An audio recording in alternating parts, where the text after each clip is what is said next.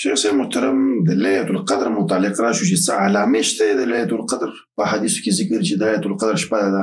لیلة القدر بعض علامات په حدیثو کې شته خو اکثر علامات هغه ظاهري دي دا اکثري دي یعنی کلی نه دي. د مثال په تور باندې حدیث کې راځي نبی کریم صلی الله علیه وسلم فرمایي لیلة القدر لیلة ریح و مطر.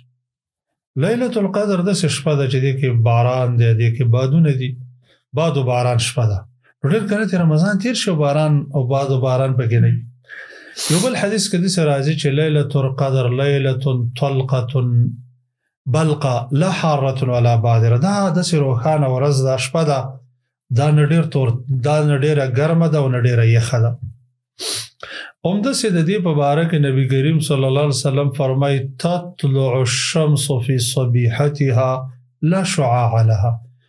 دا سهار کې به داسې راخیږي چې د دې دپاره بلکل شعاع نه وي.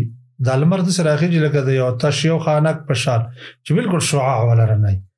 نو دا علامات دي دا علامات اکثري دي. په کار دا ده چې نبی علیه السلام طریقه هم دا وه چې د لسو ټولو شپو کې به د الله بندګي کوله. کان رسول الله صلی الله علیه وسلم یجتهد فی العشر الاواخر ما لا یجتهد فی غیره. Don't forget to like, share and subscribe. Rana Studio Podcast.